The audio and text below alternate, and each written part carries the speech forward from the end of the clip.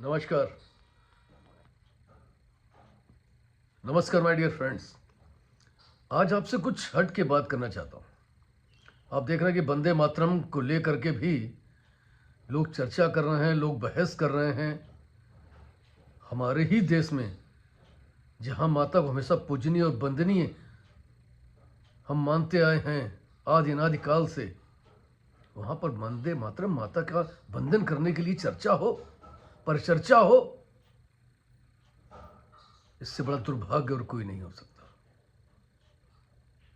मित्र संदीप पात्रा जी को आप सभी लोगों को सुनना चाहिए, जो उन्होंने लोकसभा में कहा है कि जो देश होता है उसकी सीमाएं होती हैं।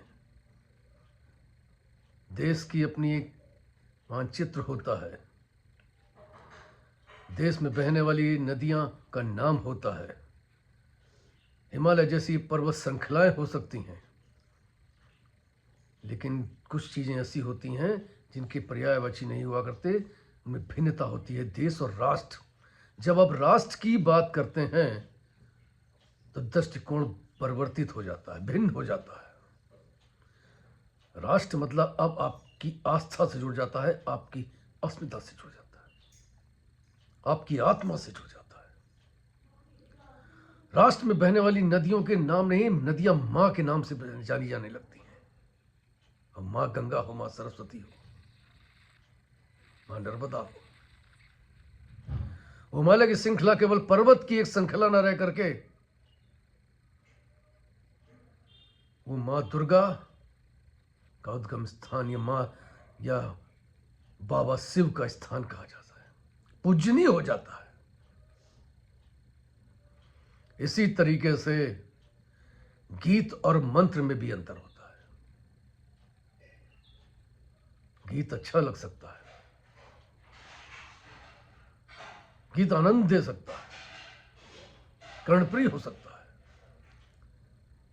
गीत शरीर को स्पर्श कर सकता है, लेकिन मंत्र जो है वो आत्मा को स्पर्श करता है।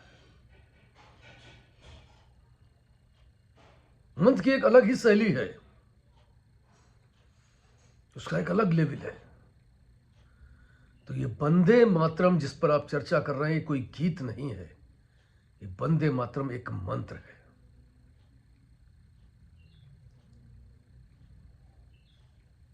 इस पे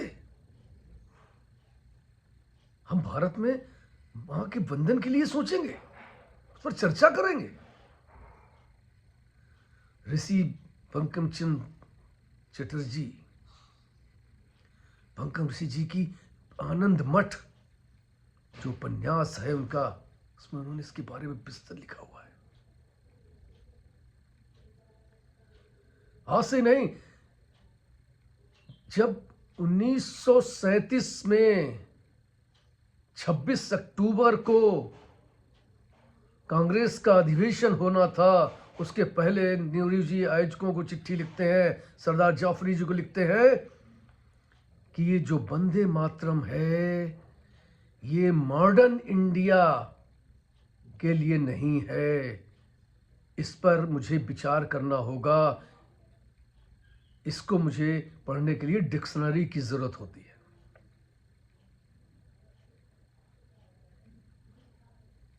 विचार करिए, वंदे मातरम को हटाने का प्रयास किया गया।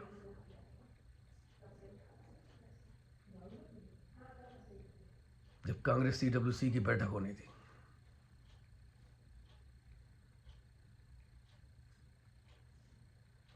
आज वंदे मातरम पर जो ये चर्चा है, वंदे मातरम 7 नवंबर 1979 अक्षय नवमी के दिन आया था, जिसकी वजह से ये मंत्र अक्षय हो जाता है।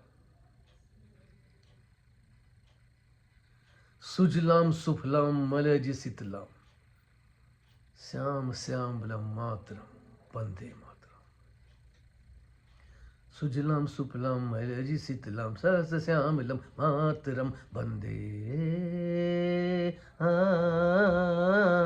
मातरम वंदे मातरम वंदे मातरम वंदे मातरम वंदे मातरम वंदे मातरम।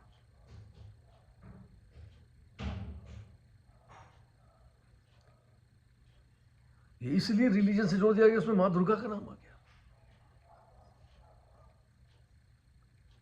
सिर्फ 2 पैरा रखे गए, बाकी सारे पैरे हटा दिए। वास्तविकता जो थी उसकी नष्ट करने का प्रयास किया गया।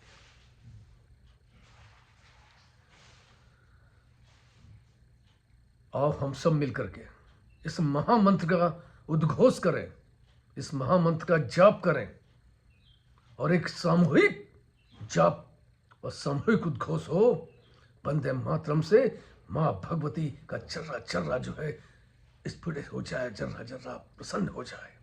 अपनी इस धरती मां जिसके लिए उन्होंने लिखा है, मेरा कोई पिता नहीं, मेरी कोई मां नहीं, मेरा कोई पुत्र नहीं, मेरा कोई घर नहीं, मेरी तो सिर्फ ये जगत जननी मां है।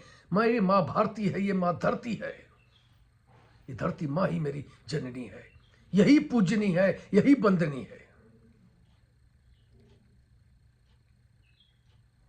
आओ हम सब मिलकर के अपनी जननी जन्मभूमि का बंधन करें।